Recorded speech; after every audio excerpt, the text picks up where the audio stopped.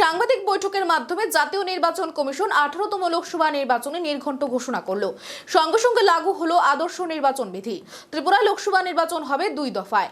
একই সঙ্গে রামনগর বিধানসভার উপনির্বাচন অনুষ্ঠিত হবে 19 এপ্রিল। পূর্ব ত্রিপুরা লোকসভা আসনের ভোট হবে 26 এপ্রিল। লোকসভা নির্বাচনের ফলাফল ঘোষিত হবে 4 জুন। প্রতীক্ষার অবসান। দেশের 18তম লোকসভা নির্বাচনের দিনক্ষণ ঘোষণা দিল জাতীয় নির্বাচন কমিশন। শনিবার দিল্লিতে সাংবাদিক বৈঠক করে লোকসভা ভোটের দিনক্ষণ ঘোষণা দিল নির্বাচন কমিশনের ফুল বেঞ্চ। এই বছর দেশের সাধারণ নির্বাচন হবে 7 দফায়। প্রথম দফায় মোট 19 এপ্রিল, লোকসভা ফল ঘোষণা 4 জুন। মুখ্য নির্বাচন কমিশনার রাজীব কুমার এদিন জানিয়েছে, এই মুহূর্তে দেশে প্রায় 96.80 কোটি ভোটার রয়েছে। নতুন ভোটার প্রায় 1.80 লক্ষ। যুব ভোটারের সংখ্যা 19.74 কোটি। এবার 85 বছরের বেশি বয়সে ভোটারের সংখ্যা 82 লক্ষ। মোট পুরুষ ভোটার 49.70 কোটি। এবছর মহিলা ভোটার ও 47.10 কোটি। তৃতীয় লিঙ্গ বা ট্রান্সজেন্ডার ভোটারের সংখ্যা রয়েছে 48,000। ভোট কেন্দ্রের সংখ্যা প্রায় 10.5 লক্ষ। এবছর নির্বাচনে ইভিএম ব্যবহার করে 55 লক্ষ। সুষ্ঠু নির্বাচনের জন্য সব রকম বন্দোবস্ত করেছে নির্বাচন কমিশন। রাজীব কুমার জানিয়েছেন, ভোটে যতদূর সম্ভব কেন্দ্রীয় বাহিনী ব্যবহার করা হবে। কোনো রাজ্যেও কোনো চুক্তিভিত্তিক কর্মীকে ভোটের কাজে ব্যবহার করা যাবে না। সোশ্যাল মিডিয়া, টেলিভিশনের মাধ্যমে নজর রাখা হবে।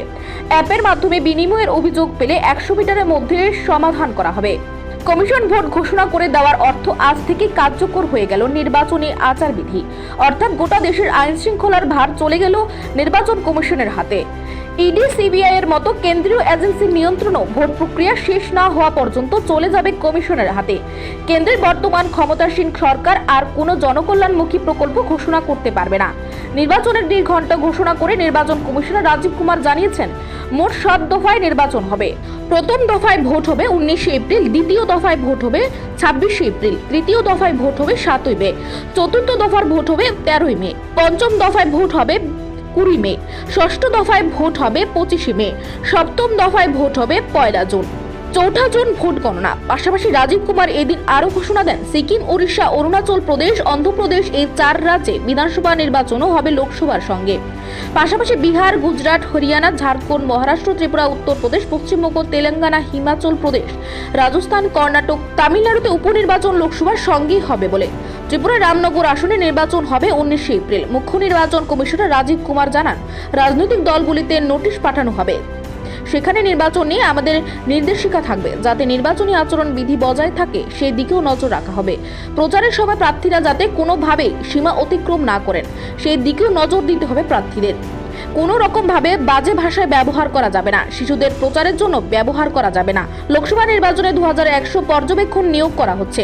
ওই পর্যবেক্ষণদের কাজ সুষ্ঠুভাবে নির্বাচন হচ্ছে কিনা সেদিকে নজর দেওয়া। তিনি বলেন, ভুয়ো খবরের সঙ্গে লড়াই করবে নির্বাচন কমিশন। কোনো রকম ভুয়ো খবর যাতে না ছড়ায় তার দিকে নজর থাকবে। তার জন্য অনেক ব্যবস্থা থাকছে। নতুন প্রযুক্তি ব্যবহার করা হবে। কিভাবে ভুয়ো খবরের রমরমার সঙ্গে লড়াই করতে হবে তা নিয়ে প্রশিক্ষণ দেওয়া হবে ভোট কর্মীদের।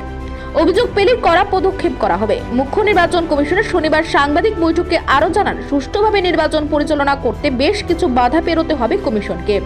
তার জন্য অনেক কেন্দ্রীয় বাহিনী থাকবে, যারা 24 ঘন্টা দায়িত্ব পালন করবেন। হিংসা ও রক্তক্ষয় হতে দেওয়া যাবে না। তিনি জানান, কারো কোনো অভিযোগ থাকলে সঙ্গে সঙ্গে জানানো যাবে কমিশনকে। সঙ্গে সঙ্গে পদক্ষেপ গ্রহণ করবে কমিশন।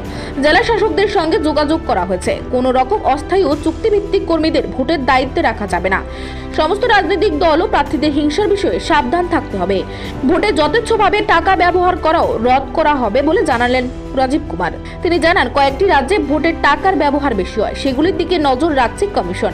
টাকার অপব্যবহার হতে দেওয়া যাবে না। এর জন্য কেন্দ্রীয় তদন্তকারী সংস্থার সঙ্গে কথা বলা হয়েছে। কোন রকম উপঢৌকন যাতে না দেওয়া হয় সেদিকে নজর দিতে বলা হয়েছে সংস্থাগুলিকে।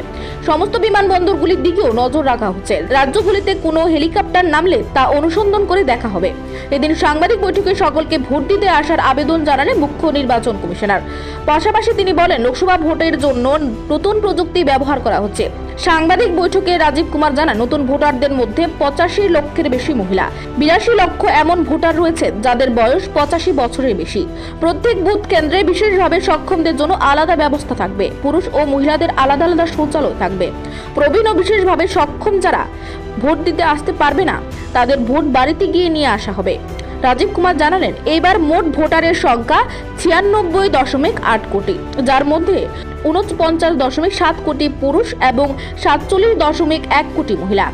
রূপান্তরিত এবং রূপান্তরকামী ভোটারের সংখ্যা 48,000। এবারে লোকসভা নির্বাচনে 1.82 কোটি নতুন ভোটার রয়েছে।